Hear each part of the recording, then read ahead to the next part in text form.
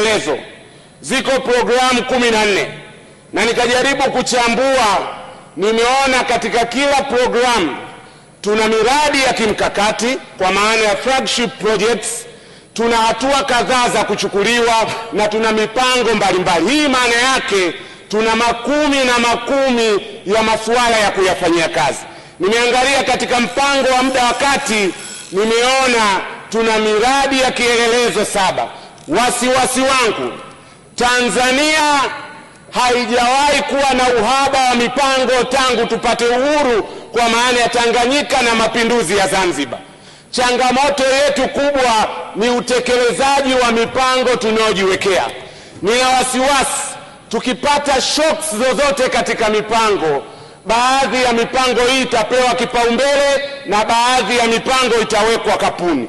Kwa hiyo ni lazima tuwe na mpango fulani ambao tutauita kuwa ni mpango wa kufa na kupona, kwamba hata tukipata shida yoyote kama taifa, ili eneo ndio kipaumbele chetu namba 1. Na mimi, maoni yangu, mimi si mchumi, lakini maoni yangu, ninaomba mradi wa Mchuchuma na Liganga ndio uwe ni mradi wa kufa na kupona, kwa sababu Mchuchuma na Liganga ndio drive ya mapinduzi ya viwanda ya Tanzania. Kama tunataka kuhama kutoka katika maendeleo bandia ya viwanda, Mheshimiwa Mwenyekiti, tunasema sisi tuna maendeleo ya viwanda vya kuunganisha magari. Kwa maoni yangu mimi, yale siyo maendeleo halisi ya viwanda. Tena tusipokuwa makini, unaweza kukuta ule ni uchochoro wa watu kuikosesha mapato serikali.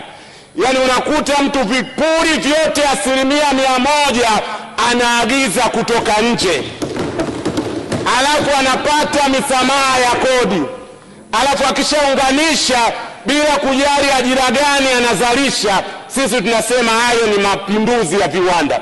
Mapinduzi ya kweli ya viwanda yataletwa na uzalishaji wa chuma. Na bahati nzuri Mwenyezi Mungu ametupa chuma, ametupa na makaa ambayo hapo hapo Mchuchuma na Liganga. Na suala lisilosemwa sana, pale Mchuchuma na Liganga kuna madini ya kimkakati ya titanium na vanadium ambayo yana thamani kubwa zaidi kuliko hata hicho chuma. Kwa hiyo mradi wa Mchuchuma na Liganga na mradi wake shikizi wa reli ya kusini, kwa maana ya reli ya Mtwara mpaka bandari ya Mbamba Bay ambao utakuwa na tawi lake la Mchuchuma na Liganga, huo ndio mradi wa kufa na kupona.